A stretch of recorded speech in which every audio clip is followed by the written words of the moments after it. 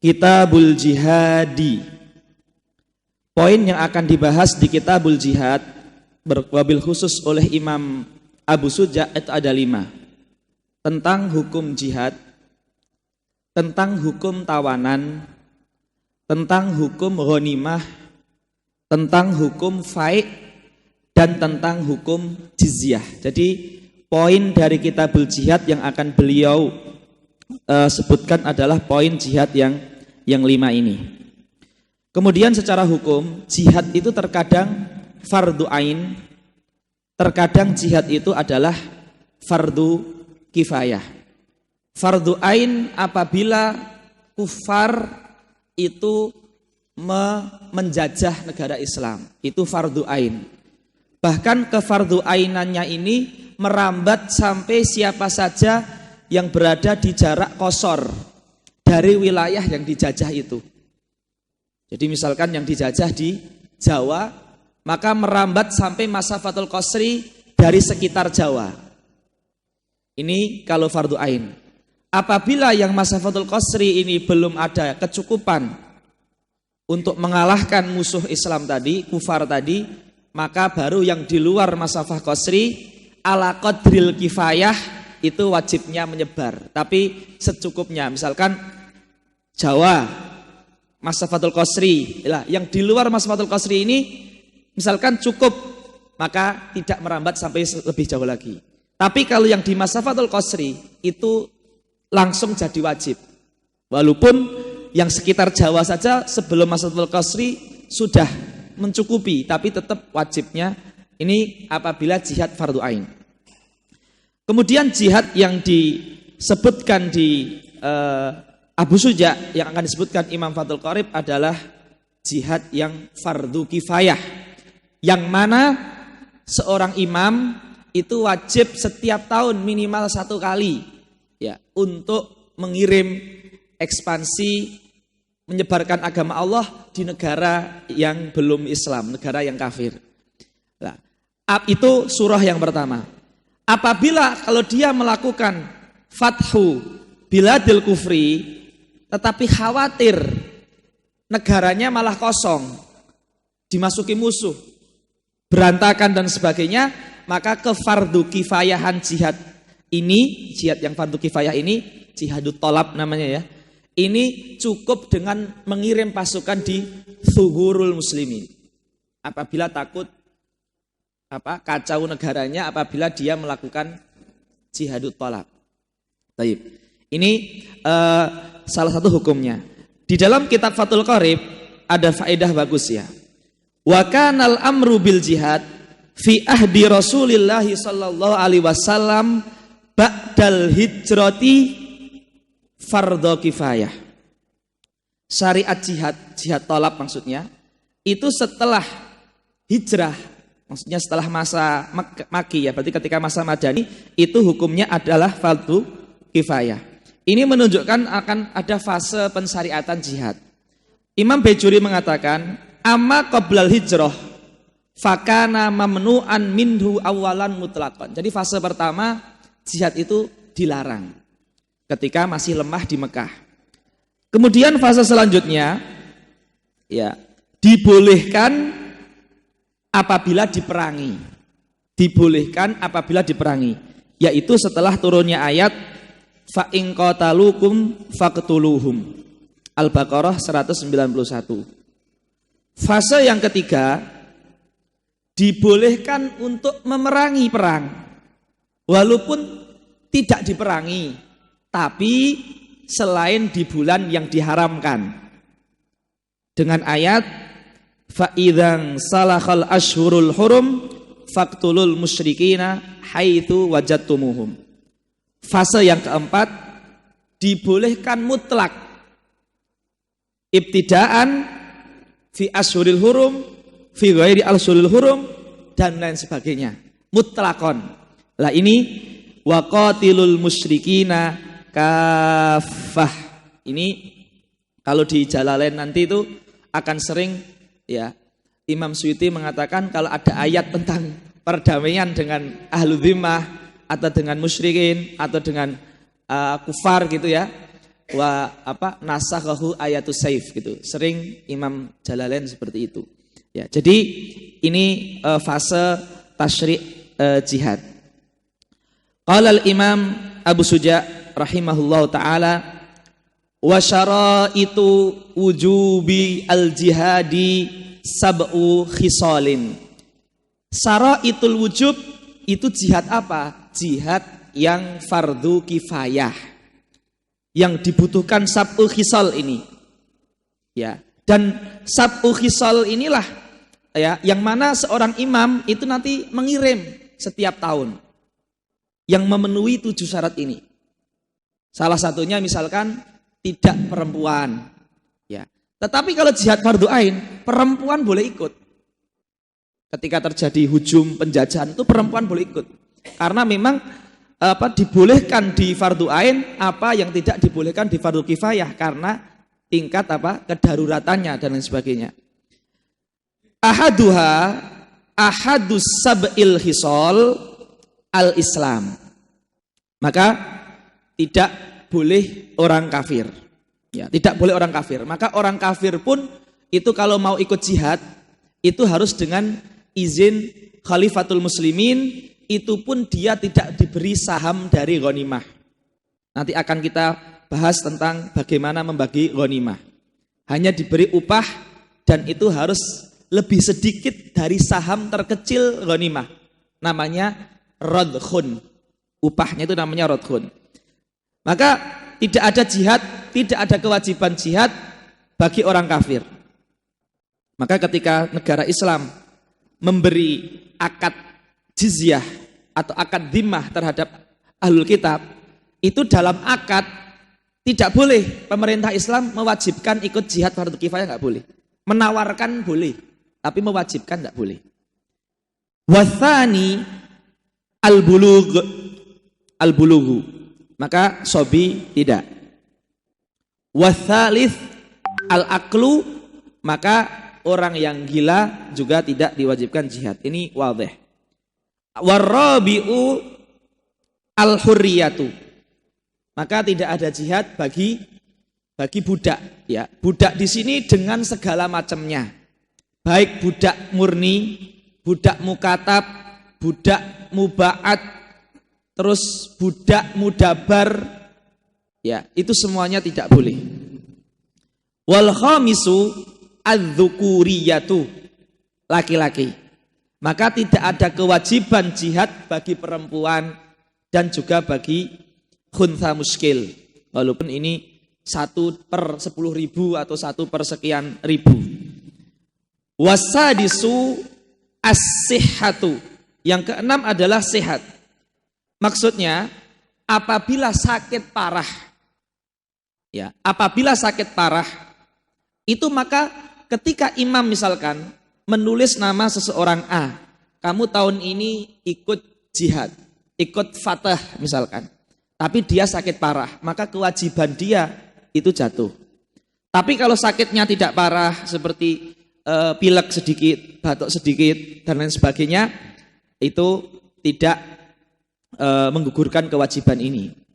Maka dikatakan maridun maradhon yamna'u an kitalin warukubin illa bimasyaqqatin sadidatin kahuman mudbikotin, seperti demam yang berkelanjutan, ya kayak demam berdarah, ya sakit yang parah yang berkelanjutan, itu menjadi udzur. Wasabi'u at-taqatu alal kital. At-taqatu alal kital, apa bedanya as-sihah dengan at-taqah? At-taqah ini tidak cacat. Jadi dia bukan orang yang cacat tangannya, cacat kakinya, cacat matanya dan lain sebagainya. Jadi bukan orang yang cacat. Ini artinya at-taqah. Atau bukan orang yang jumpu. Dia sehat tapi sudah tua. Sudah memang keadaannya enggak memungkinkan. Ini at-taqatu. Taib. Sampai sini poin yang pertama yaitu tentang hukum jihad, yaitu yang fardu kifayah, itu selesai. Kemudian poin yang kedua, akan masuk di hukum tawanan. Imam Abu Suja membagi tawanan menjadi dua. Tawanan perempuan dan anak-anak. Tawanan laki-laki dewasa. Ya. Perempuan dan anak-anak apabila ditawan dalam sebuah peperangan, kemudian ditawan, itu dengan ditawan, itu perempuan dan anak-anak langsung menjadi budak. Maksudnya apa? Berarti dia menjadi saham dalam ghanimah. Dibagikan ke muqatilin. Ini kalau anak-anak yang belum balik dan perempuan. Kalau laki-laki dewasa yang ikut perang, rijal al-balighun, itu kalau dia ditawan, ingat ya, rijal al-balighun al-kufar al-asliyun. Bukan murtad. Ya, artinya dia memang seorang kafir, bukan seorang muslim yang pernah tinggal dengan orang Islam terus murtad terus tinggal di negara kafir. Bukan, dia dari awal kafir. Nah, ini kalau ditawan maka ada 4 pilihan dan imam wajib memilih yang paling maslahat untuk negara Islam. Yang pertama, boleh dibunuh. Yang kedua, boleh dibebaskan dengan gratis. Yang ketiga, boleh diperbudak, dijadikan budak. Yang keempat, boleh tukar tawanan. Fidak, ya, boleh untuk tukar tawanan. Ini kalau kufar asliun. Tapi kalau kufar murtadun, pernah Islam, pilihannya kayak harbi. Masuk Islam atau qatl. Ini dua macam orang kafir apabila dijadikan tawanan. Terus poin yang akan dibahas nomor 2 oleh Imam Abu Suja adalah orang yang masuk Islam sebelum ditawan atau ketika setelah ditawan dia masuk Islam. Misalkan ketika perang, ya, orang kafir kalah tapi belum sempat ditawan tuh orang kafir. Lah ketika pas ditawan dia sudah masuk Islam, sudah mengatakan aslam tuh. Sudah syahadat dari tadi. Sudah mengatakan dirinya Islam sebelum sempat ditawan. Apabila orang kafir Islam sebelum ditawan, maka dengan Islamnya itu nyawa dia terjaga, dia nggak bisa diperbudak. Kemudian anak yang masih kecil juga tidak bisa ditawan, harta juga tidak bisa dijadikan ghanimah. Berarti dia selamat dari 4 hal tadi. Tapi dengan syarat masuk Islamnya sebelum ditawan. Soal hati dia masuk Islam taqiyatan, ai ittiqaan min syarril qatli, itu bainahu wa bainallah. Tapi zahirnya dia sudah syahadat, diketahui banyak orang, ya sudah. Maka enggak boleh kita bunuh, kita istirqaq, kita tawan, harta kita bagikan, enggak boleh. Tetapi kalau dia baru masuk Islam ketika sudah ketangkap, jadi ketika imam itu mau menghukumi dengan pilihan yang 4 tadi, misalkan dia takut dibunuh, aslamtu, asyhadu alla ilaha illallah, itu hartanya dia dijaga, nyawanya dia wajib dijaga, tidak boleh kita bunuh. Tetapi harta boleh untuk dijadikan ghanimah. Terus dia boleh untuk dijadikan budak. Terus kemudian untuk dilepaskan bebas ya lebih boleh lagi. Seperti itu. Tetapi nyawa tidak boleh dibunuh. Nyawa tidak boleh dibunuh. Ini berkenaan dengan poin kedua. Kita baca. Qala rahimahullahu ta'ala. Wa man usira minal kuffar. Ai al-maksuruna minal kuffar. Ya. Al-maksuruna minal kuffar. Tawanan dari orang kafir. Fa'ala dharbain. 2 macam. Yang pertama, dharbin yakunu raqiqan. Macam yang mana langsung menjadi budak. langsung menjadi harta ghanimah binafsi as-sabyi, dengan ditawan langsung jadi budak. Jadi di sini imam nggak memilih, oh saya pengen tak bunuh, nggak bisa. Siapa itu? Wahumus sibyanu wan nisa. Ya, sibyanul kufar wa nisaul kufar. Majaninul kufar juga. Ini mimbabil kias. Terus khunsanya kufar juga. Kalau ada seperti itu. Taib. Ini yang pertama. Yang kedua, wadharbun la yuraku. Punya antum la yuraku atau la yustaraku? La yariku ya. Pakai kasroh ya. Taib, tidak ada masalah. La yariku atau la yustaraku. La yariku binafsis sabyi. Tidak menjadi budak hanya dengan ditawan, tapi ada pilihannya. Wahum ar-rijalul balighun ay al-kuffaru al-asliyun. Wal imamu mukhayyarun fihim baina arba'ati asya'a. Tadi 4 pilihan. Yang pertama, al-qatlu. Fuqaha Syafi'iyah mengatakan al-qatlu bidharbi raqabah la bitahrikin wala taghrik. Enggak boleh membunuhnya dengan dibakar, enggak boleh. Dengan ditenggelamkan, jadi digantung dengan batu, tenggelamkan, enggak boleh. Ya, jadi nggak boleh cara membunuhnya itu dengan penyiksaan atau tamfil, nggak boleh. Tetap harus biihsan, ya, nggak boleh. Ya, al-qatlu ini rahmatnya Islam ya. Al-qatlu bidharbi raqabah la bitahriqin wala taghriqin mathalan. Wathani, boleh seorang imam memilih dengan al-istirqaq. Dijadikan budak, maka dia jadi harta. Yang ketiga, al-mannu. Watsalitsu al-mannu. Al-mannu artinya takhliyatus sabil, dibebaskan secara gratis. Warabi'u al-fidyatu. Ya, al-fidyatu ini bisa bil mali au birrijal. Ya, disuruh ganti dengan uang atau diganti dengan tawanan muslim di orang kafir. Kemudian yaf'alu al-imam min dzalika, dari pilihan 4 itu ma fihi al-maslahatu lil muslimin.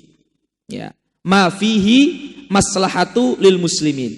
Maka ulama Syafi'iyah mengatakan apabila seorang imam tidak tahu yang paling maslahat itu mana, maka wajib untuk ditahan, berpikir dulu, musyawarah dulu, baru nanti diputuskan. Tak boleh tergesa-gesa, oh ini ditawan, oh ini ditukar tawanan dan sebagainya. Jadi harus yang paling maslahah, karena tasarruful imam manutun bil maslahah. Seperti itu. Kemudian, nah ini sudah ya, ini nau'ani tadi sudah. Sekarang hukum yang masuk Islam. Ketika sebelum ditawan atau setelah ditawan. Waman aslama qoblal asri. Di sebelum diambil tawanan itu dia sudah masuk Islam. Uhriza maluhu atau ahrazal imamu malahu. Ahraza malahu wadamahu wasigara auladih. Maka darah dia, harta dia, anak kecil dia itu aman. Kalau darah aman ma'ruf ya, tidak dibunuh artinya. Kalau harta aman artinya tidak jadi ghanimah. Kalau anak kecil aman maksudnya tidak jadi budak. Anak kecil aman maksudnya tidak menjadi budak. Ya, seperti itu. Kemudian wayuh kamu, ini sudah selesai. Di kitab tidak menyebutkan kan hukum kalau masuk Islam setelah, nggak sebutkan. Tapi kita tadi sudah kita sebutkan. Hanya nyawanya saja yang aman, yang lainnya ala khiyarin minal imam. Wa yuhkamul sabiyyu bil Islam inda wujudi thalathati asbab. Hadirin yang dimuliakan Allah. Sebenarnya masalah ini ya masalah Islam at-tabai, yakni Islam tapi diikutkan hukumnya dengan Islamnya orang tua seperti itu. Ya, ini sebenarnya yang berkenaan dengan bab ini kan harusnya bab nikah ini harusnya. Tetapi ada satu dari tiga ini itu berkenaan dengan jihad, yaitu misal seorang muslim ketika perang ya itu menawan seorang anak yang belum balik, anak kecil usianya 7 tahun misalkan. Terus ketika menawan anak kecil tadi itu dia sendirian, tidak bersama orang tuanya, tidak bersama ayah ibunya, sendirian. Jadi menemukan anak kecil sendirian, orang tuanya mungkin sudah meninggal di dalam peperangan. Lah anak kecil itu agamanya apa? Jawabannya adalah agamanya Islam sesuai dengan yang menawan dia. Karena yang menawan kan pasukan muslimin. Maka agama anak kecil itu Islam. Diikutkan Islam. Tabaan. Tabaan siapa? Tabaan lisabi yang menawan tadi. Lah, karena disebutkan masalah ini, ya sisan saja. Yang dua yang lain disebutkan. Ya, seperti itu kan ulama sering seperti itu kan menyebutkan masalah tidak pada babnya karena disinggung sedikit gitu loh. Lah maka ini disebutkan sekalian tiga-tiganya. Walaupun yang berkenaan dengan bab jihad itu satu. Ketika seorang muslim menawan anak yang tidak bersama orang tuanya. Loh Ustadz, kalau anak bersama orang tuanya memang hukumnya kata ulama Syafi'iyah apa? Kalau anak pas ditawan kok bareng dengan orang tuanya. Pas ditawan kok bareng dengan orang tuanya, maka agamanya ngikut agama orang tuanya. Kalau orang tuanya Yahudi, ya Yahudi. Orang tuanya Nasrani, Nasrani. Orang tuanya Wathani, ya Wathani. Seperti itu. Jadi ini kenapa kok disebutkan masalah ini di kitab Al-Jihad. Seperti itu. Taib. Wa yuhkamu lis-sabiyyi, dan dihukumi seorang anak yang belum balik, au sobiyah juga, bil islami inda wujudi salasati asbab, ai ahadi salasati asbab. Karena tidak harus ada tiga-tiganya, satu saja cukup, seperti itu. Maka ini sobi dihukumi Islam. Yang pertama, an yuslima ahadu abawai. Salah seorang orang tuanya itu muslim. Salah seorang orang tuanya itu muslim. Ya. Maksudnya salah seorang orang tua bukan hanya orang tua, kakek, buyut. Ada yang muslim satu, maka sobi tadi hukumnya muslim. Faedahnya apa kita hukumi muslim? Seandainya dia yatim piatu, ya kan? Terus dia meninggal di usia 10 tahun, mau kita kuburkan kemana? Kita mandikan atau enggak? Kita sholati atau enggak? Kan bingung kita. Misal nih di desa, anak orang Kristen meninggal, ibunya Kristen, ayahnya Kristen, tapi kakeknya Muslim. Terus dia meninggal usia 10 tahun, enggak punya keluarga, udah meninggal semua, dia di panti asuhan. Terus kita sebagai yang punya panti asuhan, itu mau menguburkan dengan cara apa? Cara Islam, cara Kristen, apa? Dengan cara Islam. Dengan cara Islam, kalau dia punya harta diwarisi, kalau nggak ada ahli waris, baitul malil muslimin, dimandikan, disolati, semuanya. Itu faedahnya. Jadi yuhkamu sobiyu bil Islam, itu yang pertama an yuslima ahadu abawaihi, ahadu ajdadihi, ahadu jaddatihi. Seperti itu. Yang kedua, au yasbiyahu au an yasbiyahu muslimun munfaridan an abawai. Ini yang kita sebutkan tadi ketika perang, diambil oleh orang Islam dan tidak bersama dengan orang tuanya, maka juga sobi itu dihukumi sebagai muslim. Baik. Kemudian yang ketiga, au an yujada laqiton fi daril Islam. Ya. An yujada laqiton fi daril Islam. Anak kecil belum balik ditemukan terbuang di negara Islam, di negara yang mayoritas muslim, atau di negara yang berhukum dengan hukum Islam, atau mayoritas muslim. Qala Syafi'iyah wa kadza law wujida fi dari kufarin wa fiha muslimun. Dan juga kalau ditemukan di negara kafir, tetapi di negara kafir itu ada muslim walaupun minoritas. Gampangannya ditemukan misalkan di Paris, anak kecil dibuang, kemudian ditemukan atau diasuh oleh orang Islam, itu agamanya apa? Agamanya muslim. Apabila dia meninggal ketika itu, dihukumi muslim. Kenapa? Di Paris sekarang sudah banyak orang muslim, walaupun minoritas, tapi ada orang muslim. Jadi kalau di zaman sekarang ya intinya di mana saja ditemukan lakit, yaitu muslim. Ya mungkin ada negara yang masih 100% kafir, mungkin nggak tahu di negara mana, tetapi kalau yang 100% kufar ya tidak dihukumi anak itu muslim. Tiga-tiganya ini ikhwah, ini dinamakan dengan Islam bitabak.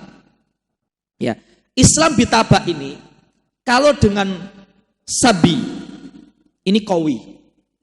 Kalau dengan Islam salah satu orang tuanya atau kakeknya ini juga qawi. Tapi kalau misalkan Islamnya itu karena ditemukan di negara Islam, karena tadi anak dibuang terus ditemukan, ini agak lemah. Apa artinya qawi dan agak lemah? Ini artinya apa?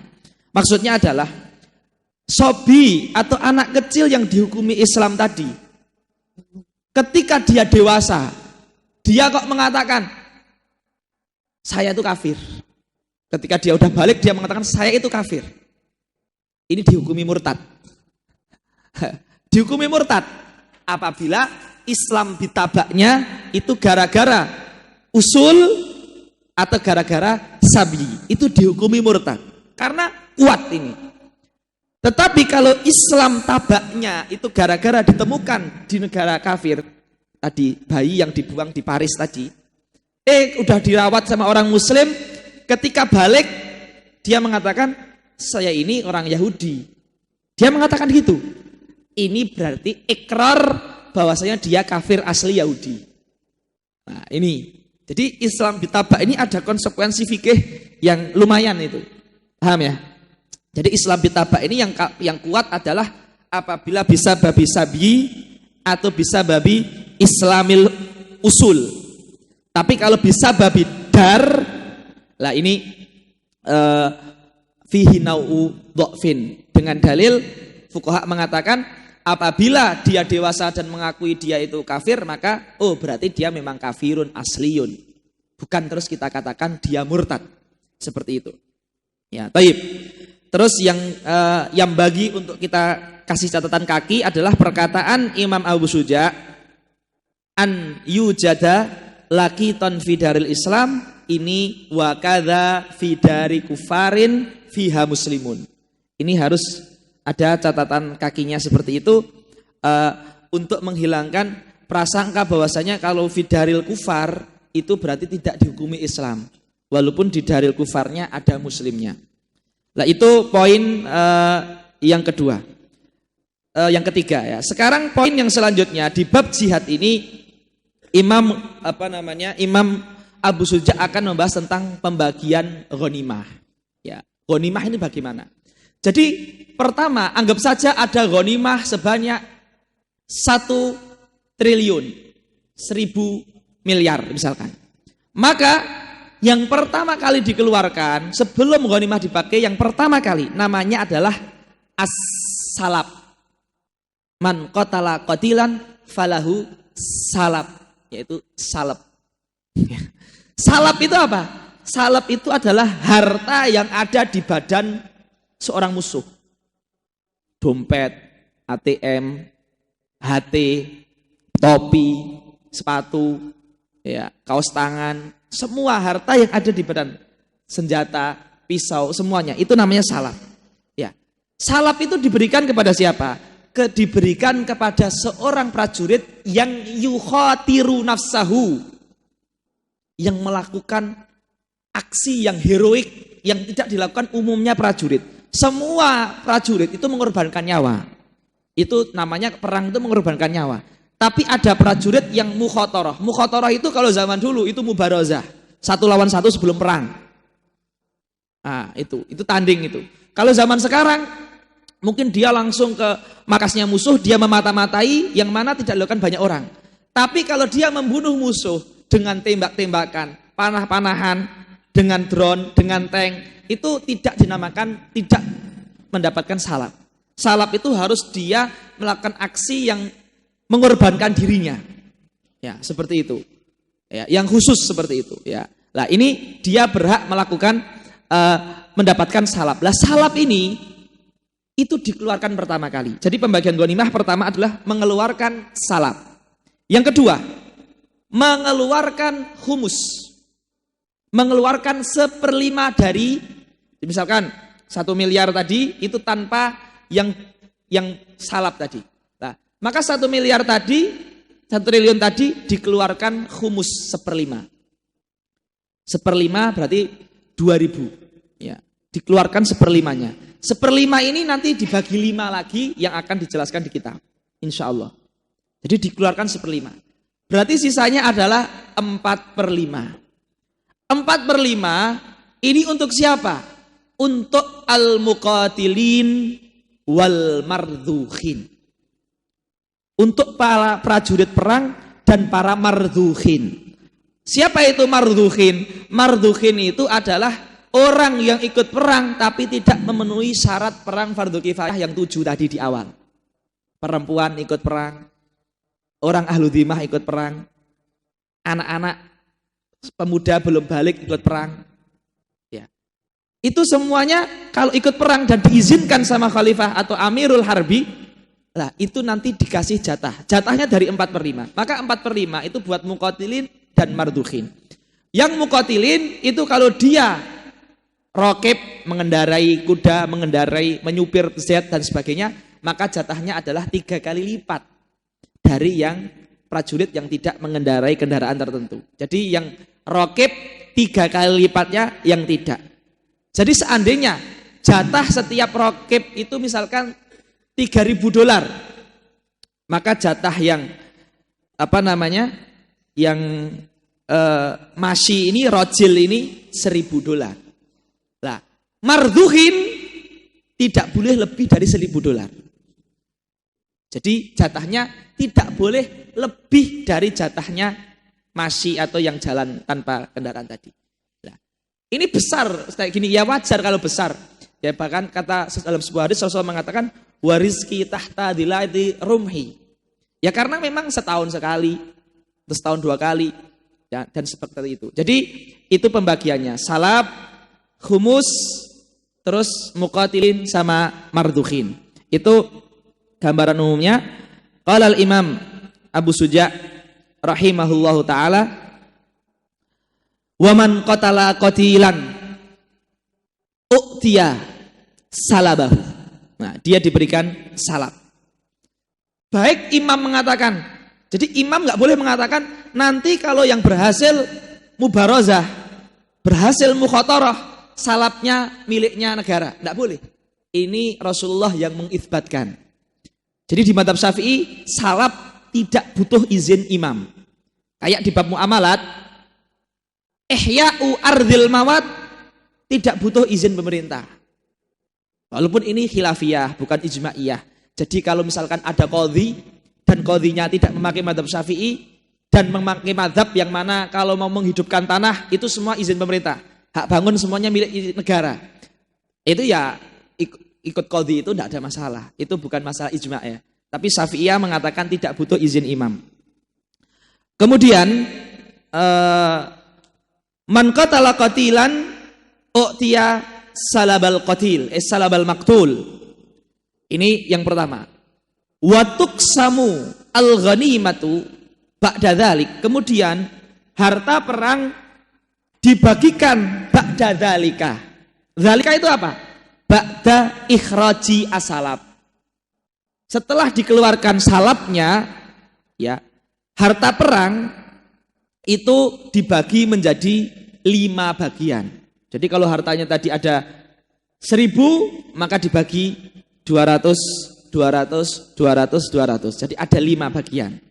Jadi khamsati akhmas. Ala khamsati akhmas. 5 bagian.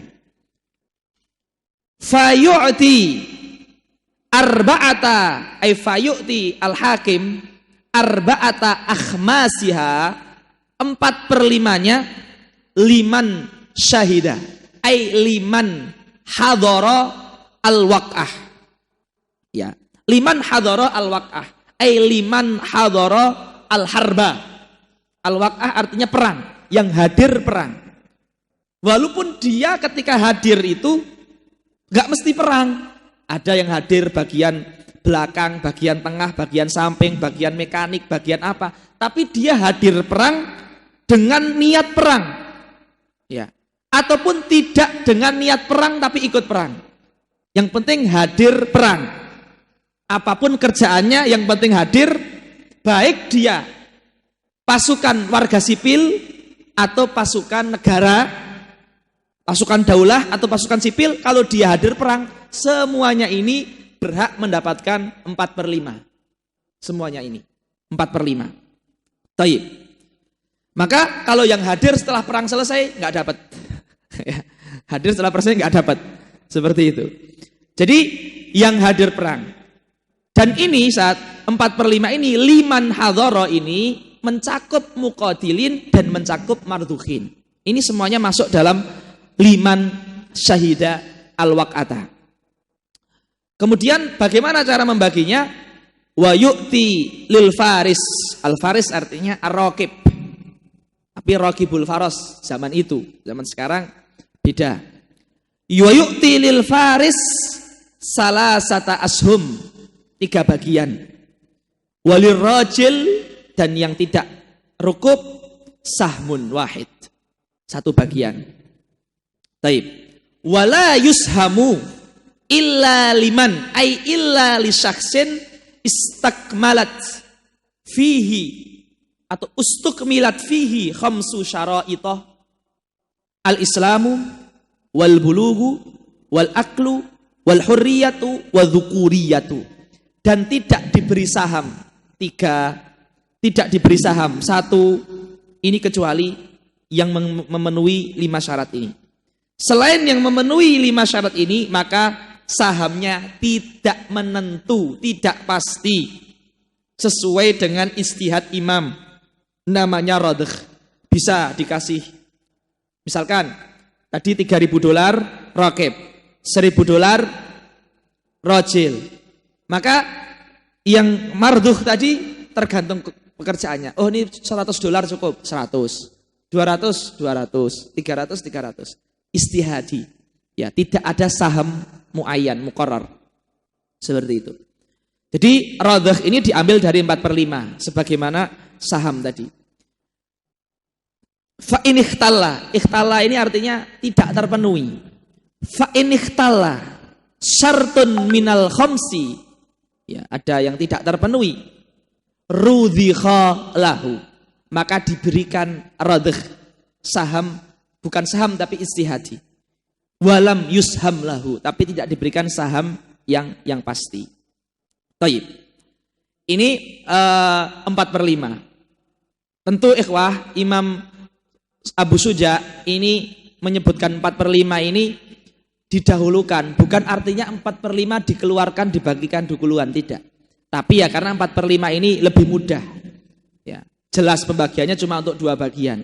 Tapi yang dikeluarkan duluan adalah 1/5.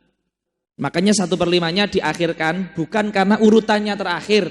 Ini penyebutan saja, tidak menunjukkan tartib, hanya penyebutan saja. Hikmahnya ya karena yang 1/5 ini lebih banyak. Kalau 4/5 ini cuma untuk 2, rajil, muqatilin atau mardukhin saja. Tapi kalau 1/5 ini banyak sekali untuk Rasulullah, untuk Ibnu Sabil, untuk yatama, ahlul bait dan lain sebagainya. Pembagiannya lebih banyak, makanya diakhirkan untuk hikmah ini.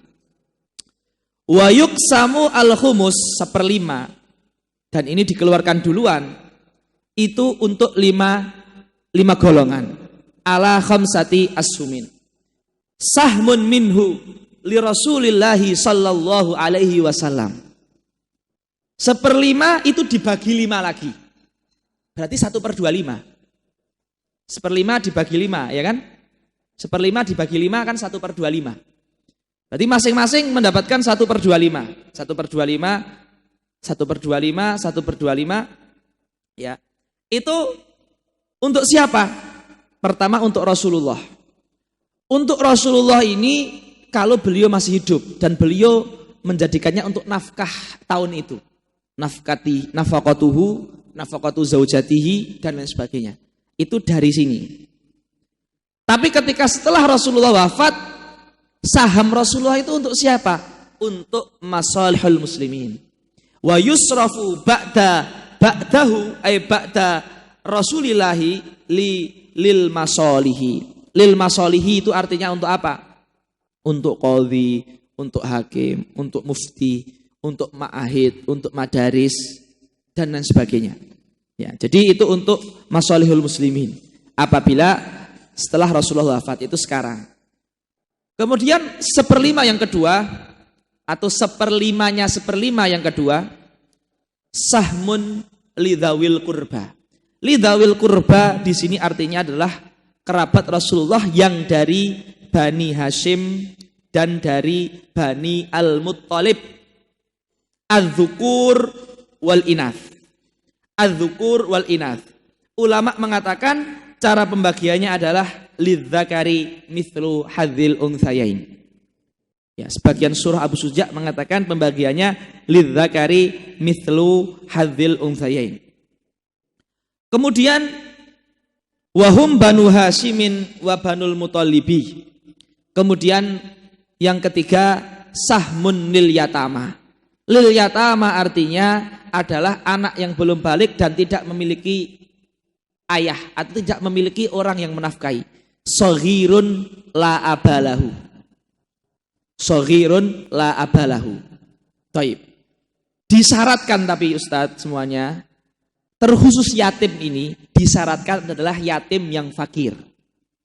Yatim yang ghani karena warisan, karena hibah tidak berhak. Berbeda dengan qarabatur Rasul. Qarabatur Rasul, al-ghani wal fakir semuanya berhak. Al-ghani wal fakir semuanya berhak. Karena mereka enggak dapat zakat. Mereka kan enggak dapat zakat. Dan mereka juga enggak menerima sedekah. Ya, seperti itu. Maka mereka dapat dari saham ini. Baik. Kemudian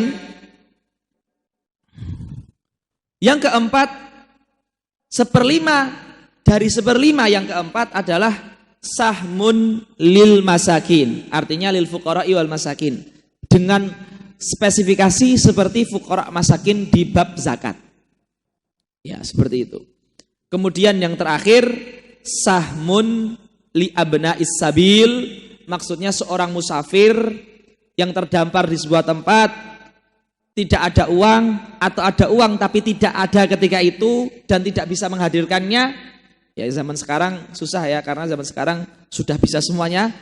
Kalau ada uang itu bisa menghadirkan semuanya. Adanya kalau yang tidak ada uang, maka itu diberikan tiket atau apa untuk pulang ke negaranya atau ke wilayahnya.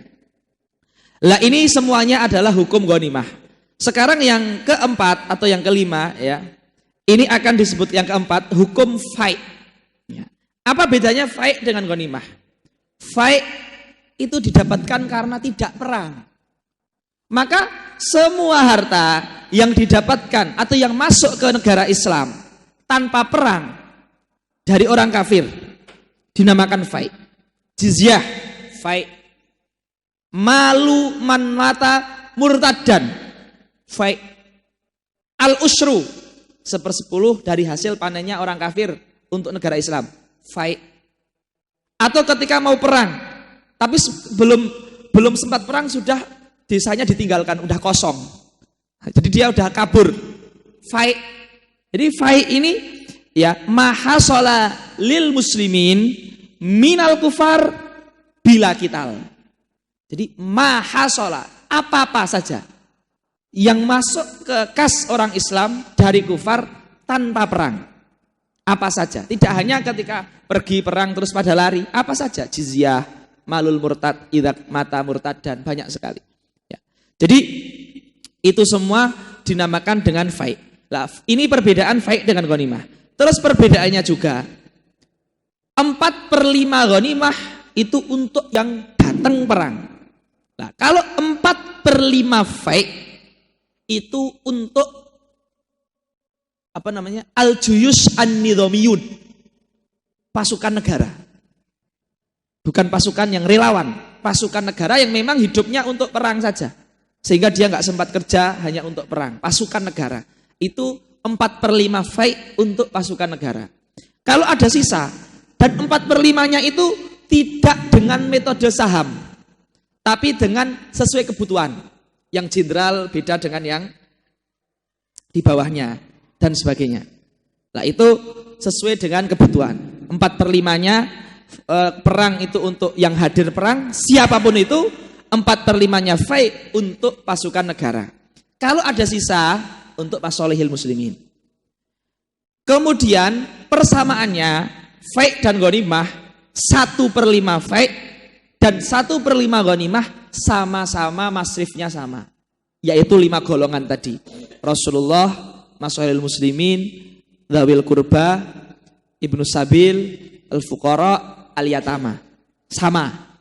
Jadi itu salah satu beberapa persamaan dan perbedaan antara fai' dan ghanimah. Qala al-Imam Abu Syuja rahimahullahu taala, wa yuksamu malul fai'i ala khamsi firaqin. Yusrafu khumusuhu, 1/5-nya fai' dibagikan ala man yusrafu alaihim khumusu al-ghanimah. 1/5 ghanimah untuk siapa? Untuk mereka. Ya, 1/5 fai' untuk mereka yang di 1/5 ghanimah. Ya, seperti itu.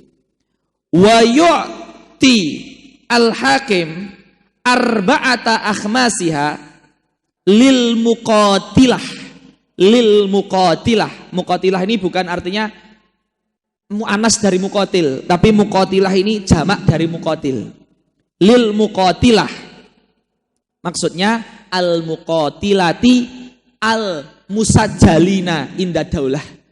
Ya, muqatil yang mana terdaftar di negara Islam, yakni jaisun nidhami, bukan tatawu'i, bukan relawan.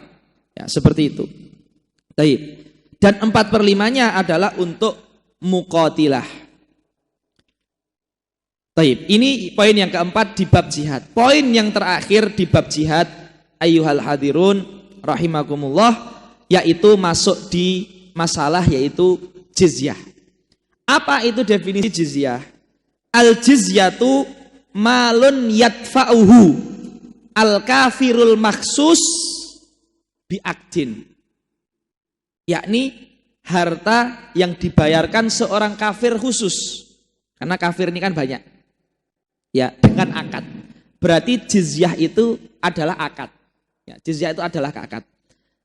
Kalau kita pikir-pikir, berarti kan ketika seorang negara Islam, sebuah negara Islam itu membolehkan orang kafir untuk tinggal dengan membayar harta. Ini kadang-kadang ada syubhat dari orang kafir ke orang Islam. Bukankah ini berarti al-jizyah, syariatul jizyah itu bukan berarti itu ridho dengan kekufuran? Nah, ini kan kadang kepikiran gitu kan. Nah, padahal ar-ridho bil kufri kufur. Berarti kufur dah. Seperti itu. Nah, ini dijawab oleh sebagian ulama. Kaifa nukiru al-kafiro ala dinih? Alaysa hadza ya'ni ar-ridha bil kufri war ridha bil kufri kufrun. Qulna, ini faedah ikhwaya. Al-ghardu min daf'il jizyati idlaluhum wa hamluhum alal Islam. Fala'alla al-kafir fi maqamihim indana fi muqamihim indana fi iqamatihim indana yu'minun au yukhrijullahu min dzurriyyatihim man yu'min. Walaisal ghardu minal jizyah iqrarahum ala dinihim. Fanahnu natrukuhum ala dinihim lakin ma'a idlalihim bidaf'il jizyah tama'an fi Islam. Dan juga hikmah yang lain adalah agar ada dari orang kafir itu yang melihat syariat Islam dari dalam Islam itu sendiri. Ya, jadi Islam itu tidak tertutup, terbuka untuk dilihat syariatnya. Karena kita mengatakan din kita fitrah. Tapi ketika kita mengatakan din kita fitrah, sementara kita tidak membolehkan sebagian jinsul kufar, nau'un min jinsil kufar itu bersama kita, maka tidak ada kesempatan mereka untuk bisa melihat. Padahal fitrah itu tidak terbatas di fitrahnya muslim, fitrahnya kafir sama, karena ini fitrahnya manusia. Yastariku fihi al-muslim wa ghairuhu. Maka ini juga salah satu jawaban atas syubhat tentang jizyah ini. Taib. Faslun fi ahkamil jizyah. Kemudian wasyara itu wujubil jizyah khamsu hisalin. Ini syarat ini adalah yang memenuhi syarat ini saja itu yang wajib membayar jizyah. Syartul wujub wa syartus sihah fi nafsil waqt. Jadi surah mengatakan syarat yang disebutkan oleh Imam Imam Abu Suja ini adalah syarat wajib, artinya siapa saja yang wajib bayar jizyah, dan di satu waktu syarat sah.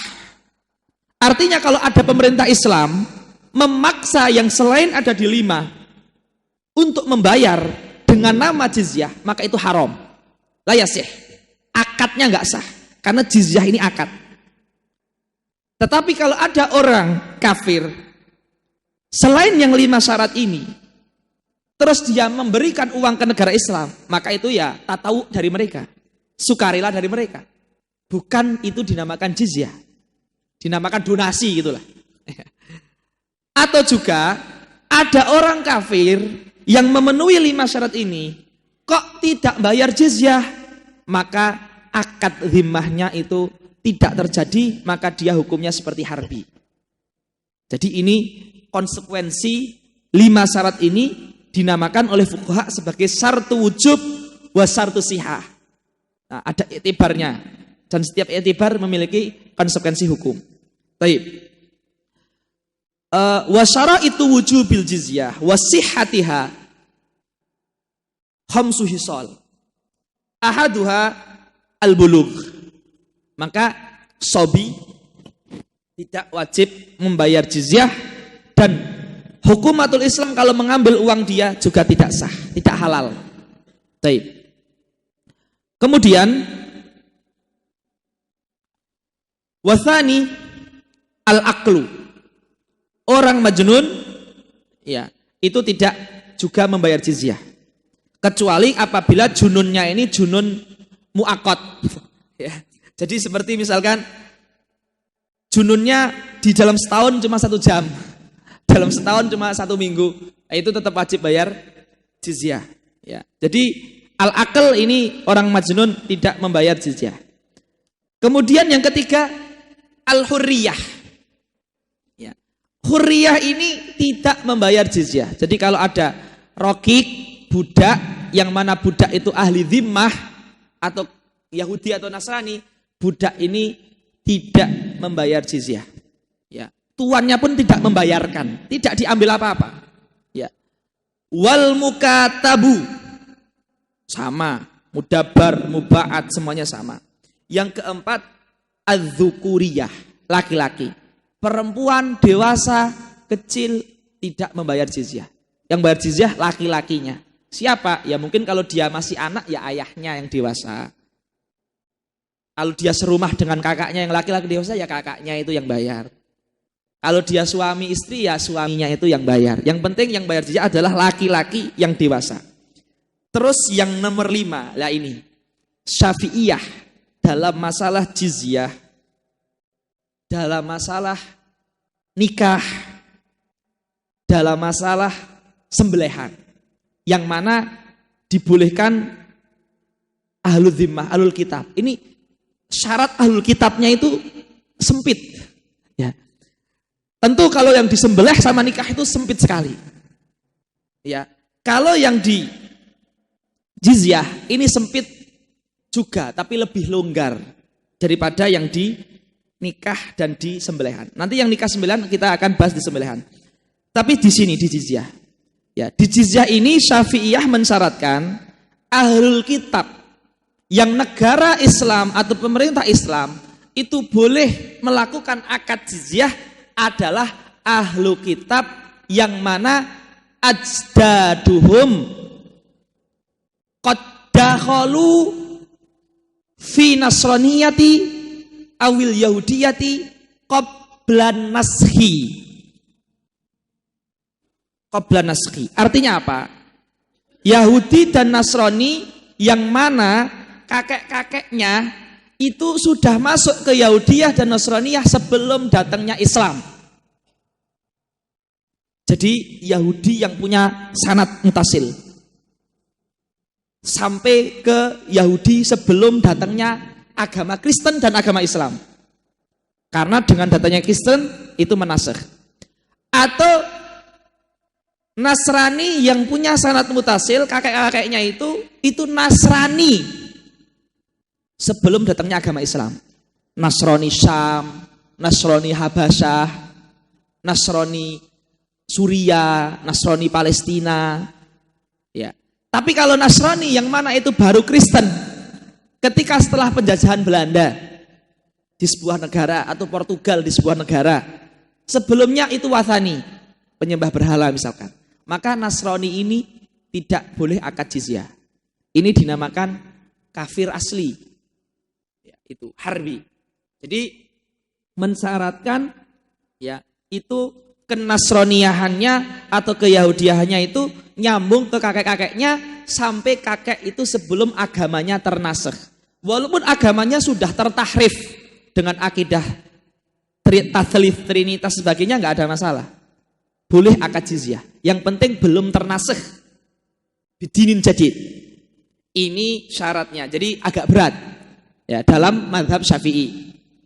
Wal khamisu an yakuna aqdul jizyah min ahlil kitab kal yahudi wan nasrani au mimman lahu syubhatu kitab.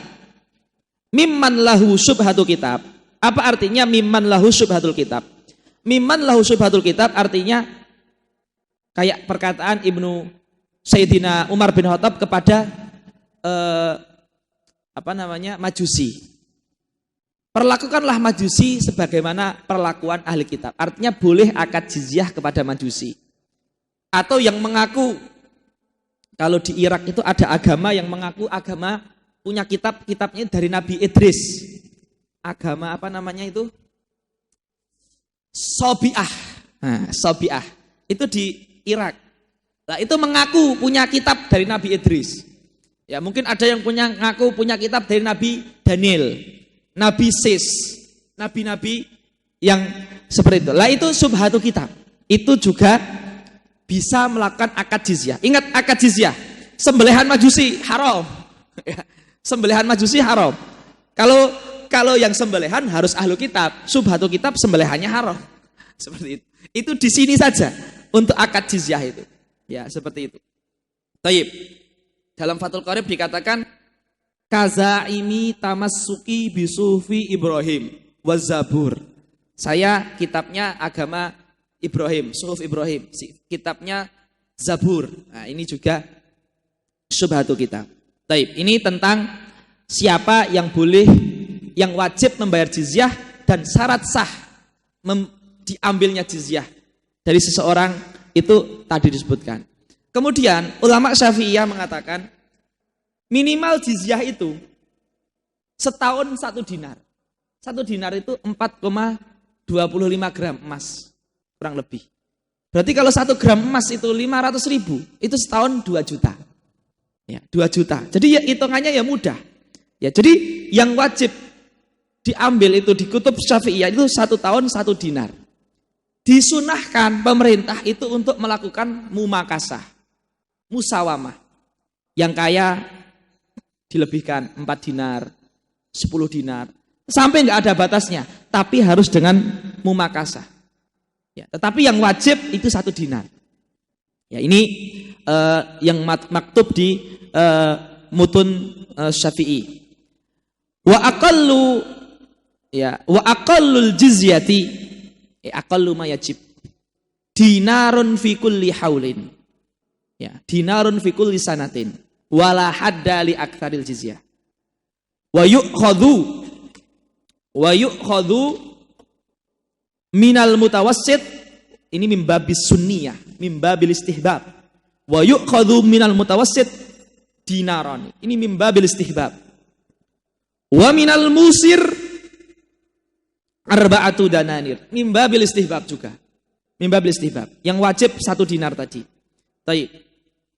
Kemudian wa yajuz di sini artinya yusan. Wa yajuz artinya yusan. Wa yusannu an yashtarita alaihimu ala ahli dhimmati adh-dhiyafata fadlan an miqdaril jizyah ay zaidan an miqdaril jizyah. Jadi disunahkan. Jadi gini, ahlu dhimmah dalam sejarah Islam yang disebutkan fuqaha, itu terkadang mereka diberi tanah sendiri. Tetapi hakimnya orang Islam, gubernurnya orang Islam, bupatinya orang Islam. Perangkatnya juga orang Islam.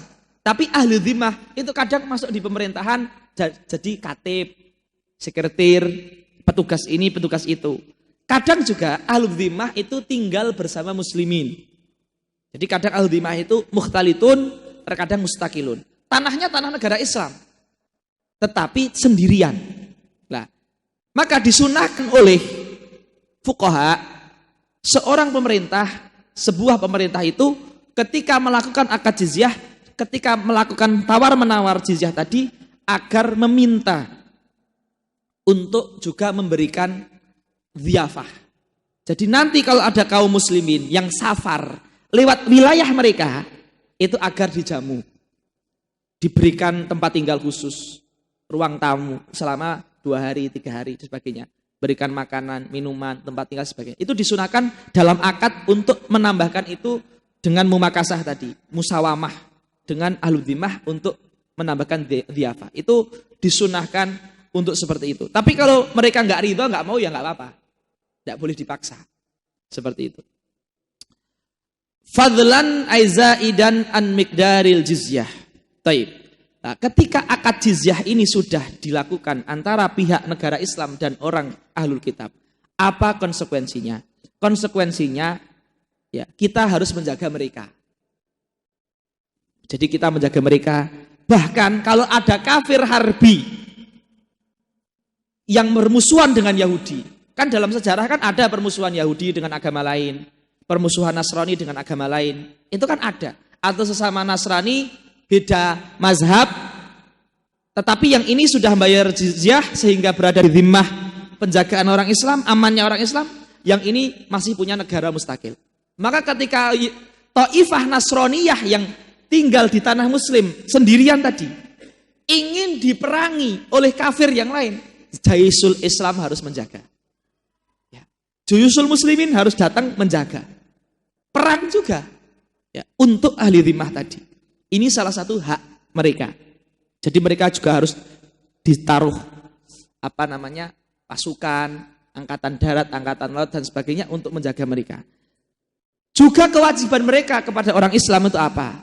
Tidak boleh la yadhkuru al-islama illa bi khair. Ya, kalau mereka menyebutkan menghina Islam, menjelekkan Islam, menyebarkan syubhat Islam, itu mereka ditakzir, penjara, habes, jalet dan sebagainya. Kecuali ditulis di akad. Kalau menjelekkan Islam, menyebarkan syubhat di negara Islam, maka akadnya putus, Jadi kalau yadkurul Islam bila khairin atau bisyarrin, itu bisa ditakzir, atau kalau disebutkan di akad, maka akadnya putus. Yang kedua, fi'lu ma fihi dharor, seperti tajasus. Ya. Kalau fi'lu ma fihi dharor ini ditulis maupun enggak ditulis, itu otomatis akadnya putus. Jadi zikrul Islam bi khair ini untuk memutus akad jizyah harus disebutkan di awal. Tapi kalaupun nggak disebutkan di awal, tetap ada takzir, tetap ada iqab. Tetap ini nggak dibolehkan. Tetapi kalau yang fihi doror, kayak tajassus, mata-mata, terus dia ternyata jais dari negara kafir, dia punya rencana untuk membunuh unsur-unsur penting, ulama, hukama, mufakirun dari orang Islam misalkan. Lah ini fihi doror, ini tanpa ditulis pun akad jizyah ini selesai. Seperti itu. Baik. Wa yatadammanu akdul jizyati arba'ata asya. Yang pertama, ahaduha an yu'addul jizyah. Ya, seperti itu. An yu'addul jizyah. Mereka harus bayar setiap tahun. Kalau nggak bayar terputus, maka dia dipilih Islam atau qital. Seperti itu. Kata jumhurul ulama, tu'khadhu birifqin. Ini jumhur ulama, ini mu'tamad. Ya. Yang ghairul mu'tamad, tu'khadhu biihanatin. Tapi tetap birifqin, mu'tamad. Tu'khadhu birifqin.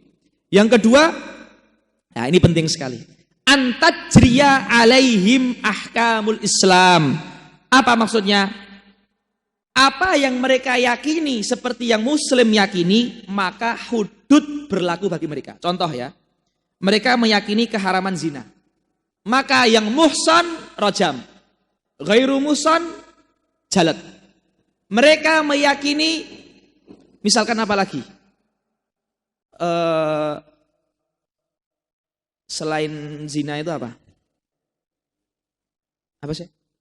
Mencuri, ya mencuri. Ya, maka qat'ul yad, had. Lah, yang enggak mereka yakini adalah minum khamr itu misalkan. Mereka yang meyakini khamr itu halal, maka tidak dihad. Walaupun enggak boleh ishar, enggak boleh baik wasyira, enggak boleh. Ya. Tapi tidak ada had. Tidak ada hadu surbil khamri. Seperti itu. Tapi selain itu dihukumi dengan hukum Islam. Taib. Kemudian ats-tsalitsu wa tsalitsu an la yadhkuru dinal islami illa bi khair.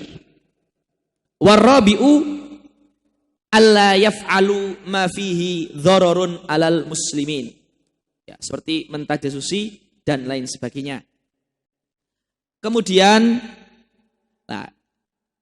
seorang ahlu dhimmah itu harus memiliki tamayus dengan orang muslimin. Salah satunya mereka itu memakai namanya al-ghiyar. Ghiyar itu seperti sesuatu yang ditempelkan di atas sini atau di sini. Jadi mereka ditempelkan kayak tanda-tanda di pramuka-pramuka gitulah. Ditempelkan. Berarti itu ahlu dhimmah. Ya, seperti itu. Ya, kit atau kumasin bilaunin mughayyir, namanya al-ghiyar. Jadi kotak ataupun segitiga ataupun bulat ataupun apalah terserah, itu untuk menunjukkan itu beda, seperti itu. Terus juga wa yu'rafuna bilubsi al-ghiyar, atau juga dikatakan di sini wa yu'rafuna bisyaddi az-zunnar. Az-zunnar itu seperti tali. Tali kita kalau punya celana yang karet kan ada talinya itu. Ya, tapi talinya itu lebih tebal lagi. Seperti itu, tebal, ditaruh di atas baju gini. Ya. Kalau antum pernah lihat pakaian khas orang Kurdi. Pernah kan? Orang Kurdi itu pakainya kombor-kombor gitu. Terus ditali.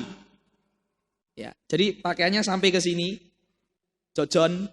Ya, sampai ke pusar, terus dimasukkan, terus ditali, kayak bukan hizam ya, dia kain tebel gitu, tali gitu, itu kayak pakaiannya orang Kurdi gitu ya, itu namanya zunar, wasyaddi az-zunar, ya mengikat zunar.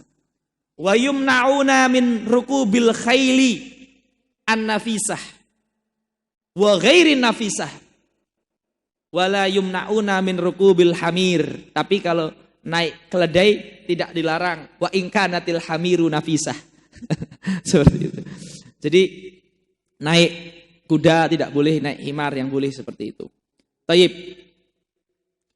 Faedah, wa yumna'una min isma'i al-muslimina asyirka. Jadi termasuk nahi mungkar ikhwah di zaman kita ini adalah memerangi kekufuran, kesyirikan yang disebarkan oleh orang kafir, baik orang Yahudi, orang Nasrani, orang Ilmani, Libroli, Ladini, sebagainya. Itu syubhat kufriyah, fikriyah, itu termasuk sesuatu yang fardu ain atau fardu kifayah untuk kita perangi. Ini di bab ini dikatakan Fathul Qorib ya, mengatakan yumnauna min isma'il muslimin qaul syirki ka qaulihim Allahu thalithu thalathah ta'ala Allahu an dzalika uluwan kabira. Ini Imam Fathul Qorib cuma mengisyaratkan saja. Kalau nanti kita buka hasyiah, syurrah, mutawalat, ya ini penjabarannya banyak sekali.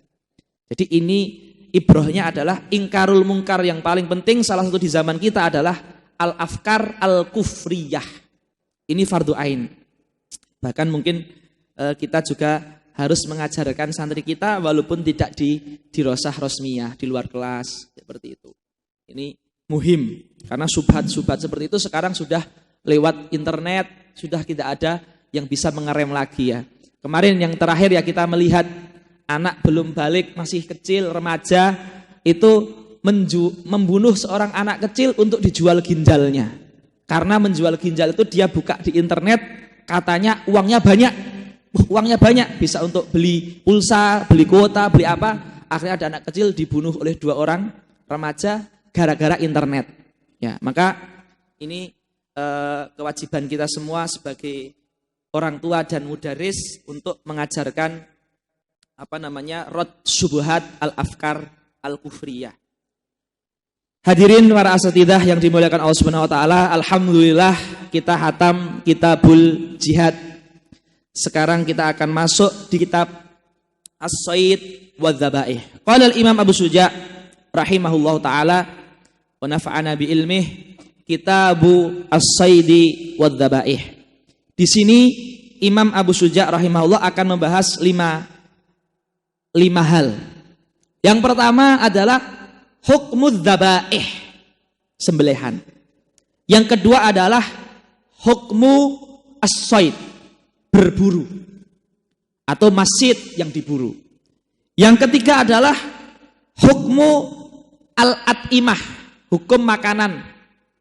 Makanan yang halal seperti apa, yang haram seperti apa, akan menyebutkan beberapa dzabit. Yang keempat adalah udhiyah. Yang kelima adalah akikah. Nah, ihwah semuanya, kita sering dengar istilah fikih itu dibagi 4. Rub'ul ibadat. Wadih, rub'ul ibadat. Kalau Hambali memasukkan udhiyah setelah di haj. Atau sebagian kutub mutun Syafi'iyah. Itu wadih, karena udhiyah dimasukkan ke ibadah. Akikah juga tentunya. Terus kita sering dengar rub'ul muamalat, itu dikatakan dari baik sampai wadi'ah. Wasiat dan faraid itu mulhaqun bil muamalat. Wajah faraid muamalat itu wadih, tentang harta ya, muamalat. Terus berarti ada rubu' yang ketiga, yaitu rubu'ul ankihah. Ya, itu tentang nikah dan seterusnya. Terus rub'ud dima. Nah ini 1/4 darah. Jinayat darah wadih. Ada pembunuhan. Hudud darah wadih. Ya, ada rajam, qatlul murtad dan sebagainya. Lah, sayd dan dzabaih ini ada sisi ibadah, ada sisi darah. Sisi darah karena disembelih darah. Maka ditaruh di sini itu karena dia ada dimaknya, munasabahnya itu ada dimaknya. Walaupun sisi ibadahnya juga kuat juga. Nah, Imam Abu Suja memilih ditaruh di sini karena ada sisi darahnya. Kemudian setelahnya aiman wa nudzur. Aiman wa nudzur. Sisi darahnya mana? Nah, ya kan? Aiman wa nudzur. Darahnya di mana? Padahal seperempat yang terakhir itu darah. Aiman wa nuzur ini adalah muqaddimah untuk bab peradilan. Karena nanti di peradilan ada syahadat, ada saksi, bayinah, semuanya. Itu peradilan untuk apa? Ya untuk mengadili jinayat, untuk mengadili darah. Kalau nggak ada peradilan, darah nggak akan tumpah. Kan diadili dulu, baru ditumpahkan. Jadi sumpah ini itu muqaddimah al-qadha, dan qadha ini itu asasnya hudud dan jinayat. Makanya qadha, aiman, nuzur ini dimasukkan di rub'ud dima. Adapun itek tidak ada hubungannya dengan dima, tapi ulama menulis itek tafaulan li'an ya'tikallahu raqabatana minan nar. Nah, itu. Jadi rub'ul ibadah, rub'ul muamalat, rub'ul angkihah sama rub'ud dima. Jihad itu juga termasuk dima. Walaupun sebagian ulama yang lain juga jihad setelah ibadah. Jadi ini wajhul munasabahnya, kenapa kok soid ini ditaruh di sini? Ini kadang dipertanyakan juga, kenapa kok dhabaih ditaruh di sini, aiman ditaruh di sini? Itu masuknya adalah rub'ud dima. Baik. Yang pertama akan membahas tentang dzabihah. Ya. Dzabihah itu artinya adalah al-madbuhah, ay al-bahimatu allati tudbah. Hewan yang disembelih. Itulah dinamakan dengan dzabihah. Maka ada dzabih, ada madbuh yang disembelih. Dan ada yang madbuhun bihi, alat untuk sembelih atau alatul dzabhi. Ya, alatul dzabhi. Jadi ini yang akan dibahas oleh Imam Abu Suja. Kemudian Imam Abu Suja memulai dengan mengatakan wama kudiro ala zakatihi, wama kudiro ala zakatihi fadzakatuhu fi halqihi walabatihi. Fi halqihi walabatihi. Ini apa maksudnya ikhwah? Pertama, ma ini ditafsirkan dengan al-hayawan al-barri al-ma'kul. Karena kenapa? Karena hewan laut tidak butuh disembelih. Taib. Kemudian ini isyarat di kata kudiro bahwasanya hewan darat yang disembelih itu dibagi dua. Hewan darat yang darahnya mengalir dengan hewan darat yang darahnya nggak mengalir. Seperti serangga yang halal, itu disembelih nggak coba? Ya kayak apa? Jarot ya, jarot disembelih nggak? Atau digoreng udah halal? Atau harus disembelih? Kalau nggak disembelih berarti apa? Mayitah atau apa? Ya itu kan darahnya nggak mengalir. Yaitu apa? Qatluhu dzabhuhu. Digorengnya itu ya disembelihnya itu. Nah, seperti itu. Ya. Jadi izhaku ruhihi itu ya dzabhuhu seperti itu. Maka hewan darat yang dimakan itu dibagi dua. Yang darahnya mengalir atau yang enggak. Yang enggak itu enggak perlu disembelih. Qatluhu itu dzabhuhu. Yang halal tentunya ya. Kita ngomong yang halal ini. Kemudian yang darahnya mengalir. Nah, itu dibagi dua. Makdur dan ghairu makdur. Makdur itu artinya dia tidak kabur, dia tidak membuas, dia tidak lari, tidak syarit, tidak ngamuk-ngamuk. Sapi, kambing, unta misalkan, tapi dia bisa ditundukkan. Maka itu wajib disembelih dengan cara yang akan disebutkan di sini. Harus ada qat'ul hulkum, qat'ul mari, ya. Kemudian harus dengan pisau yang tajam dan sebagainya. Tapi yang kedua adalah ghairu makdur. Ghairu makdur ini seperti sapi, seperti unta, tapi dia ngamuk, dia lari-lari. Dia kalau kita pegang bisa membahayakan nyawa orang yang memegangnya. Yang seperti itu yang penting adalah akruhu fi ayyi maudhi'in kan. Siapkan benda yang tajam, baik itu tombak, baik itu panah, kena dimanapun bagian tubuhnya, kemudian kok mati, halalan thayyibah. Itu kalau ghairu makdur. Tapi setelah dia ditombak, kena kakinya, cuma lumpuh saja, masih hidup, harus sembelih. Tapi kalau mati gara-gara kena kakinya atau mati gara-gara kena perutnya, halal. Walaupun tidak di hulkum dan mariknya tidak di kota. Hulkum itu tempat udara, marik itu tempat makanan. Walaupun hulkum mariknya tidak, tetap halalan thayyibah. Itu makdur ghairu makdur. Pernah kami dengar dari ulama Malikiyah ketika muhadharah di salah sebuah pondok di Jawa Timur, itu kalau di Malikiyah pun hewan yang ghairu sa'il itu harus ada dzabah. Harus ada niat dzabah. Jadi walaupun digoreng itu harus niat dzabah dan bismillah. Ya. Ya itu enggak apa-apa. Itu lebih apa namanya? Lebih ihtiyat seperti itu. Baik. Jadi itu. Sekarang Syekh akan membahas yang makdur dulu. Yang bisa. Dulu kita di Sudan itu pernah pas Idul Adha itu ikhwah. Itu kan kita masih sedikit jumlahnya. Mahasiswa itu sedikit di awal-awal itu. Itu sampai ada teman saya itu orang Lombok itu hampir pingsan.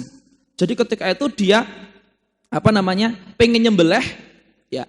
Ternyata sapinya besar sekali itu ngamuk dan lepas dan dia kegeret. Dan kegeretnya itu di lapangan padang pasir gitu, kerikil semuanya. Itu badannya sampai berdarah-darah, sampai lemes itu. Jadi makdur yang ghairu makdur itu boleh untuk ditombak. Tapi ketika itu mau nombak juga nggak ada tombak. Adanya cuma pisau, pulpen, ya nggak bisa. Kecuali yang punya karomah kan, ketika pakai pulpen jadi tombak. Ustaz Abu Amar mungkin. Just. Selanjutnya wama kudira ala makdur berarti ini ya, makdur dan hayawan bari. Wama kudira ala zakatihi ala dzabhihi fa zakatuhu fi halqihi walabatihi. Labbah ini sini Ustaz. Nih, kita di atas sini ada ini kan. Jendol apa namanya? Cekungan. Nah ini labbah. Ya. Fi halqihi namanya dzabhun. Fi labbatihi namanya nahrun. Ya. Dzabhun ini disunahkan kambing. Nahrun ini disunahkan unta. Baqarah boleh dzabhun, boleh nahrun. Tapi kalau mau nahrun untuk kambing dan dzabhun untuk unta juga boleh. Ya, tetapi fi a'lal unuk ini harus hulkum dan mariknya terpotong. Boleh enggak sampai tel kepalanya? Makruh. Karena ada nau'u ta'dzib atau tamtsil. Itu dimakruhkan sampai kepalanya tel. Ya. Ini fadzakatuhu fi halqihi walabatih. Baik zabah atau nahr itu tetap harus qat'ul hulkum dan marik. Ini wajib, rukun. Ya, itu rukun semuanya. Kemudian wama ay wal hayawanul ladzi lam yukdar ala zakatihi, tidak bisa disembelih seperti kainsiyatin tawahhasyat. Ini di Fathul Qorib, kainsiyatin tawahhasyat, bukan manusia yang membuas. Insiyah itu hewan jinak yang membuas. Sapi membuas, kambing membuas, unta membuas. Kainsiyatin tawahhasyat, seperti hewan jinak yang membuas. Fadzakatuhu akruhu. Akrun artinya izhaqun lirruh, seperti melempar panah, melempar tombak. Haitsu qudira alaih ai fi ai maudhi'in. Kana di kakinya, di perutnya, dimanapun, di kepalanya, ternyata meninggal setelah diizhak, maka itu halal. Baik. Kemudian kamaludz zakah, ini sunnah ikhwah. Wa kamaludz zakati arba'atu asya. Tapi beliau mencampurkan, ada yang rukun, ada yang sunnah. Ahaduha qat'ul hulkum. Qat'ul hulkum ini rukun. Wa tsani qat'ul mari. Qat'ul mari, tempat jalannya to'am, ya, ini juga rukun. Ya, ini juga rukun. Terus yang ketiga dan yang keempat, qat'ul wadajain.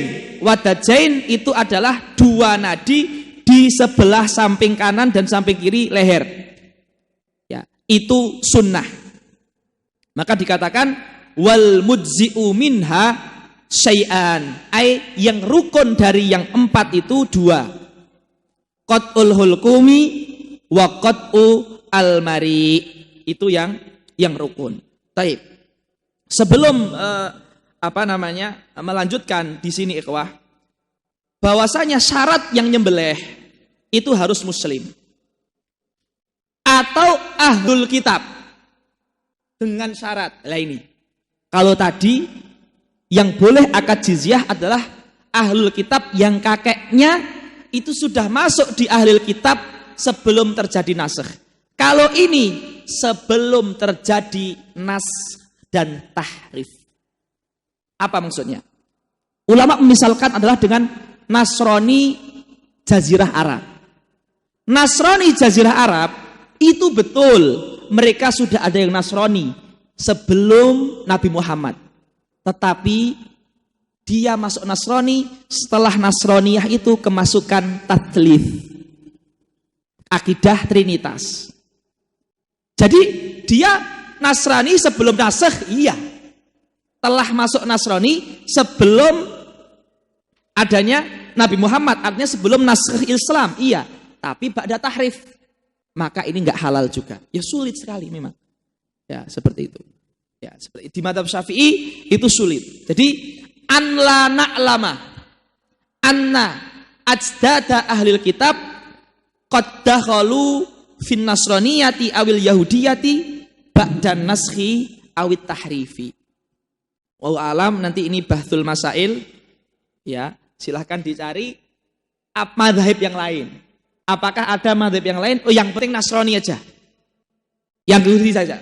Wallahu alam, silahkan dicari ini. Saya yakin banyak sekali ini dicari, saya yakin banyak sekali, karena ini bukan masalah yang kontemporer amat, ini masalah dari dulu, ya. Jadi masalah yang turathiyah bisa dicari banyak sekali, saya yakin di buku-buku di Maktabah Syamilah, maksud saya di lembaga-lembaga fatwa itu saya yakin banyak madzhab yang lain seperti itu. Apakah ada madzhab yang penting Kristen, yang penting Yahudi, nah seperti itu. Tapi ada masalah yang penting ini. Ada orang Islam terus Kristen, ada orang Islam terus Yahudi, ada orang nggak beragama terus Yahudi atau Kristen, atau ada orang misalkan Buddha terus Kristen. Ini semuanya ini namanya murtad, bukan ahli kitab ini. Kalau ini wadih, ya. Jadi ini orang yang sebelumnya misalkan dia Islam terus Yahudi, itu bukan ahli kitab, itu murtad, nggak boleh bayar jizyah, sembelihannya haram dan semuanya. Dengan keluarnya Islam itu dia murtad namanya, maka dia bukan ahli kitab. Ya, seperti itu. Baik. Kemudian qala al-musannif rahimahullah taala wa yajuzu, artinya wa yahillu. Ya, sekarang bab yang kedua yaitu adalah bab shaid. Ya. Babus shaid. Artinya apa hukum berburu dengan hewan buas? Burung buas. Apakah bangkai mutlak? Apakah halal mutlak? Apakah halal dengan syarat? Jadi hukum berburu itu apa konsekuensinya? Halal, haram, atau tafsir? Wa hukmu wa yajuzu ay yahillu al-istiyad. Al-istiyad ditafsirkan oleh Fathul Qarib makan buruan. Istiyad artinya makan buruan.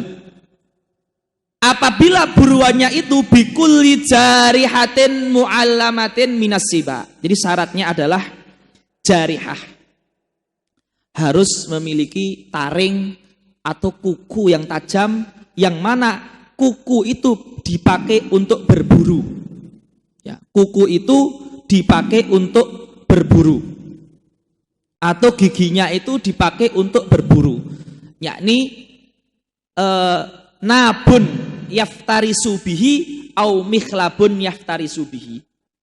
gigi yang untuk berburu atau kuku yang untuk berburu. Punya gigi tapi nggak untuk berburu, maka nggak boleh berburu dengan hewan itu. Bukan jarihah. Punya kuku tapi tidak untuk berburu, maka tidak boleh makan hasil buruan burung itu.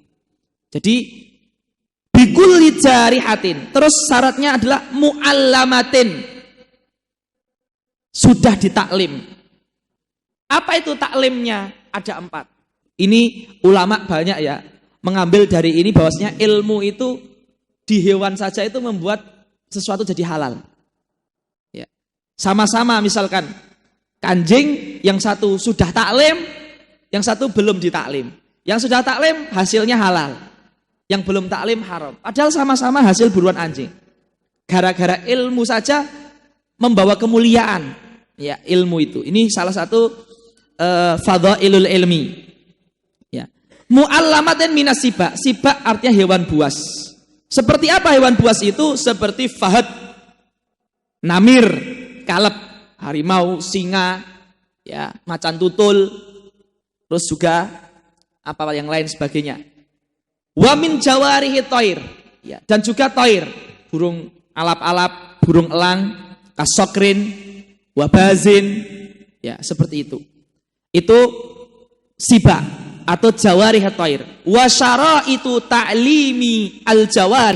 Maksudnya syarat taklim yang menjadikan hewan buruannya halal. Syarat taklim yang menjadikan hewannya itu halal. Arba'ah. Yang pertama, antakuna idza ursilat istar salat. Makan itu, buru itu, malah burunya ke sini. Berarti kalau dia berburu haram. Haram. Terus misalkan itu di sana ada rusa 10. Rusa yang paling dicari itu rusa yang paling kanan. Lari ke rusa yang paling kanan. Dia nyari rusa yang tengah. Rusa yang kirinya. Rusa yang sampingnya. Haram. Harus idza ursilat istarsalat. Disuruh ke yang itu, ya ke itu, bukan ke sana. Kalau tidak seperti itu, haram. Suruh lari, berhenti. Suruh berhenti, lari. Jangan lari, jangan berhenti, lompat. Malah pengennya debat terus ini. Lah ini haram juga. Ya, seperti itu. Jadi idza ursilat istarsalat. Yang kedua, idza zujirat. Misalkan dia lari buru ke situ. Ketika sudah dekat, berhenti, jangan diburu. Berhenti, enggak jadi buru. Ketika suruh berhenti, idza zujirat inzajarat. Suruh berhenti, berhenti. Tapi kalau suruh berhenti tetap lari saja. Jangan lari saja. Tentu dengan bahasa mereka ahlus said, ya. Maka itu juga bangkai haram. Maka jadi bangkai. Kalau idza ursilat inzajarat wa idza zujirat istarsalat. Ini bangkai, ya, seperti itu. Wa tsalits idza qatalat shaydan lam ta'kul minhu syai'a. Apabila dia berburu tidak makan dari buruannya itu. Berarti kalau dia masih makan, itu berarti dia berburu untuk dirinya. Haram. Jadi harus tidak makan. Kalau makan haram, berarti dia belum mu'alam. Ya, berarti dia masih ingin untuk dirinya sendiri. Masih mengedepankan egonya. Ya, apa dia nggak sadar tuannya itu sudah mahal beli dia? Nah itu. Jadi dia belum bisa diatur, masih so'ab bitartib. Ya, itu dia belum mu'alam maka haram. Thayyib. Kemudian yang keempat, ketiga-tiganya yang 1 sampai 3 ini an yatakarrar dzalika minha ay minas siba. Jadi ketiga-tiganya harus berulang kali. Lah, berulang kalinya berapa? 1, 2 atau 3? Tanya ke ahli taklim, tanya ke syekhnya si Sibak sama si Toir tadi, ini kira-kira kayak gini ini sudah belum? Belum. Walaupun sudah 5 kali berulang-ulang tapi kata ahli belum. Baru 2 kali berulang kata ahlinya mengatakan ini sudah bisa, sudah. Tidak ada patokan 1, 2, 3 kalinya, berapa kali pun enggak ada patokan. Yang penting menurut ahli ini sudah mu'alam, maka sudah. Menurut ahli ini belum mu'alam, belum. Ya. Maka syaratnya ada 4. Apabila 4 syarat semuanya terpenuhi, maka hasil buruannya halal. Pas ngirim harus pakai bismillah atau tidak? Akan lewat nanti. Akan lewat nanti, seperti itu. Baik. Kemudian Imam Fathul Qarib mengatakan, Imam Abu Syuja maksudnya afwan, fa in adimat ihdas syara'id, satu saja dari 4 ini tidak terpenuhi, lam yahilla ma akhadhathu. Lam yahilla buruannya tadi. Lam yahilla ma akhadhathu illa, kecuali an yudroka hayyan fayudhaka, kecuali anjing buruannya ini tidak memenuhi syarat yang 4 tadi. Terus dia tetap berburu. Tetapi ketika setelah berburu masih hidup, bisa disembelih kan? Nah, itu halal. Itu halal karena disembelih, bukan karena diburu, karena disembelih. Yaitu keadaan tetap halal walaupun belum mu'alam, apabila masih sempat menangi hidup dan disembelih, maka itu halal. Taib. Kemudian Syekh Musonif kita katakan bahwasanya dzabah itu, jadi Imam Musonif itu masuk ke bab dzabah, kemudian di sela-sela dengan bab shaid, kemudian masuk ke dzabah lagi. Karena dzabah itu harus ada dzabih, harus ada madzbuh, dan harus ada alatu dzabhi. Kemudian Syafi'iyah mengatakan dzabah itu harus dengan kullu jarihin, setiap sesuatu yang tajam, bihaddihi, dengan ketajamannya, dengan yang tajamnya itu loh. Seperti pisau, seperti panah, seperti tombak. Jadi dengan tajamannya itu. Jadi kalau membunuh dengan tumpulnya, bahasa Arabnya ardihi, yaktulu bi ardihi, bukan bihaddihi. Ya, jadi kalau misalkan tombak itu kan ada tombaknya, ada tongkatnya. Tongkatnya namanya tumpulnya, bi ardihi. Kalau ini namanya bihaddihi, harus dengan haddihi. Maka bundukoh itu artinya pelintengan. Itu disebutkan itu di Yaqut Nafis di syarahnya, karena mu'alif syarah Yaqut Nafis yang pertama itu kan Ibnul Mu'alif. Itu kan syarahnya itu lebih kepada, syarahnya itu nyantai gitulah, bukan syarah hasyiah yang dakik kuli ibarah, kadang cerita, ya, kadang juga menyebutkan masalah kontemporer, kadang menyebutkan syair, kadang menyebutkan pas beliau safar. Jadi syarahnya itu cocok dibaca sama kita yang nyantai, nggak pengen sepaneng gitu. Ya, itu menyebutkan bahwasanya Ibnul Mu'alif ya, Ibnu Yaqut itu Safiyah itu pelintengan bundukoh itu mengharamkan karena dia membunuh dengan tumpul, karena kerikil itu tumpul semua. Seperti itu. Hanya saja Malikiyah beliau menukil dari bait di Malikiyah membolehkan. Ya, maka Safiyah harus dengan tajamnya. Dengan tajamnya. Maka dikatakan di sini wa tajuzuz zakatu bikulli ma yajroh, dengan setiap yang tajam. Tetapi ada yang tajam tapi nggak boleh. Gigi dan kuku. Gigi harimau atau kuku buaya dibuat nyembelih. Ya, karena biasanya katanya di dalam hadis ya diceritakan, dikisahkan dalam hadis bahwasanya itu merupakan pesonya orang Habasyah, orang kafir Habasyah. Itu mereka menggunakan gigi hewan buas atau kuku hewan buas. Lah ini haram bin nas. Maka ada yang menyembelih dengan yang tajam tapi kuku atau gigi hewan buas, sembelihannya bangkai. Sembelih bangkai. Atau ada yang membunuh hewan itu dengan dipipis. Ya, pernah itu melihat video orang Afrika itu kalau menyembelih, bukan menyembelih ya, mematikan anjing itu gak disembelih kadang. Dimasukkan karung, dipukulkan ke tembok kepalanya. Jadi matinya gara-gara dipukulkan ke tembok. Jadi ngeri sekali orang-orang yang kufar itu terkadang wathaniyun itu ketika membunuh hewan tuh udah hewannya itu khabith, caranya khabith, masaknya khabith lagi. Ya, itu ngeri sekali. Jadi nggak boleh ya membunuh gara-gara hewan jatuh. Itu semuanya bangkai. Jadi harus dengan yang tajam.